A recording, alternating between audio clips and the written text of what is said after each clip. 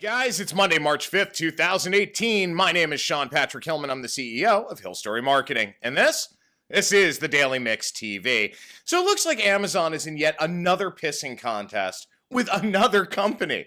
I mean, you just can't make this crap up. Remember, Amazon had pulled all Apple TV products off of its store for a number of years. That is until they struck a deal with Apple to include Prime Video in Apple TV's latest software release. And then all of a sudden, the two companies were friends again.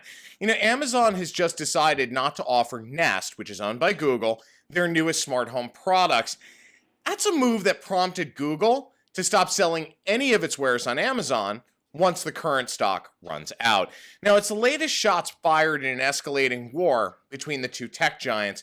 Back in December, Google removed YouTube from Amazon's Fire TV and Echo devices.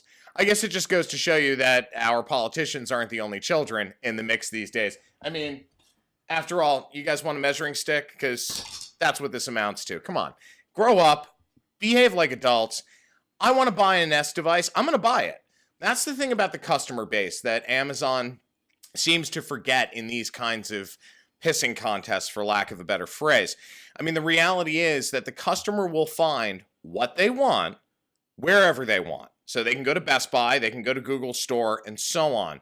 Now, I get that Amazon wants to, basically use the popularity of Nest against Google for whatever it is they're trying to achieve, whether it's a deduction in pricing or, a higher margin share, that kind of thing.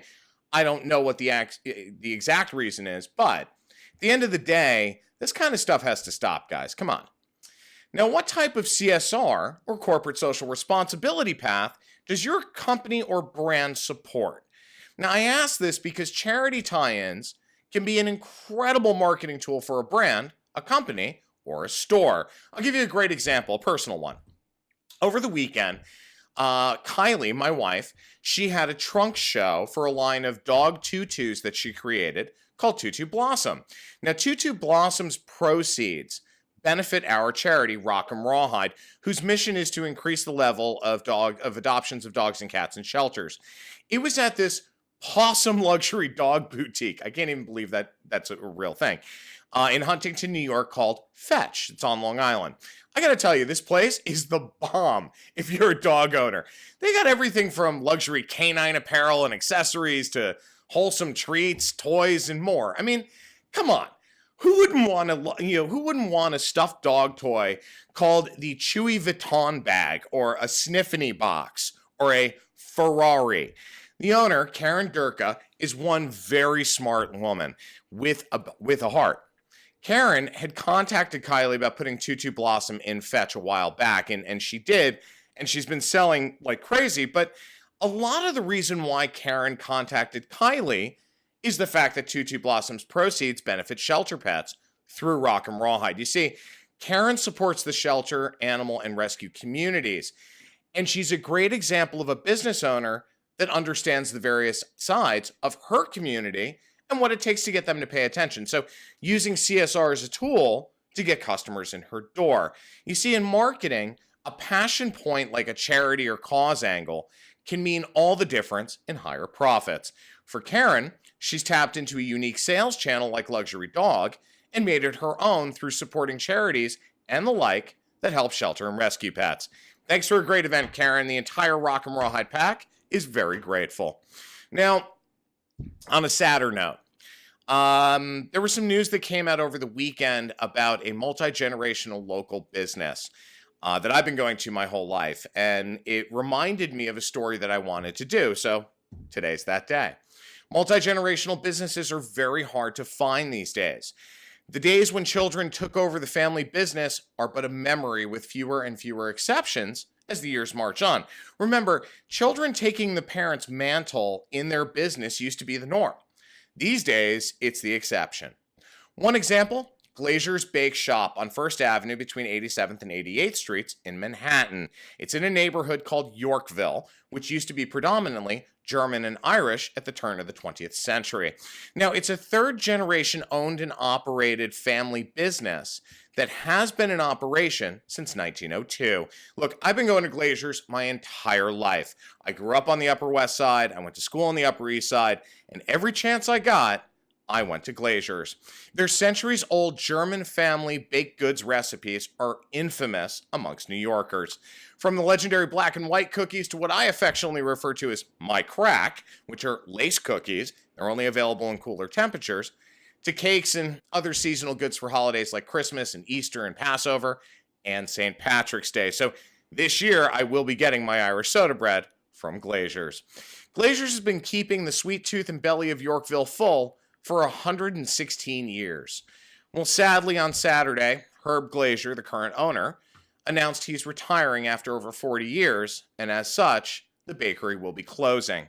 The outcry on social media is loud, to say the least, and my point in this is simple. If you have a multi-generational business, and the newest generation is either too young or not interested in that business, or, in Herb's case, there's no next generation, then consider making a plan to sell that business. It takes time to find the right owner. So the earlier you get started, the more money you can make. I mean, look, over the weekend, I was looking at Jeremiah's Vanishing New York. I was looking at a handful of New York-centric blogs and news wires. And the unilateral commonality was how much everyone loves Herb and how much everyone loves Herb's product. So, in your case, old friend, the time has come for you to move on. I get it. And I know I speak for everyone who's ever walked through those doors and saying, Auf Wiedersehen. When you close on July 1st, the tears will be real, the memories almost as vivid as your incredible treats, and we will all miss you very much. Thank you for a lifetime of deliciousness, memories, and smiles. Enjoy your incredibly well-deserved retirement, my old friend.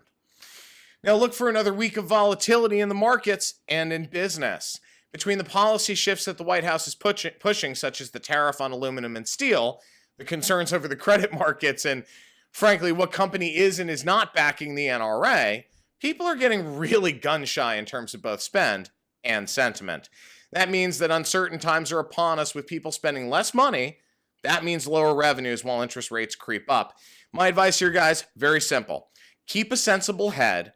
Don't worry so much about the things you can't change. Just do your best and save as much money as you can. Speaking of the tariffs, we got breaking news out of the Trump administration. The president has stated that he will drop the tariff once a new agreement has been met with NAFTA. He's been in negotiations with Canada and Mexico in trying to put together a fair NAFTA agreement that is reflective of U.S. values. So there you go, guys. Children across the board, no one can stop with a pissing contest or a measuring stick. My name is Sean Patrick Hillman. I am the CEO of Hill Story Marketing. I'm also the editor-in-chief of the Daily Mix TV. Thanks for watching today, guys. We'll see you tomorrow.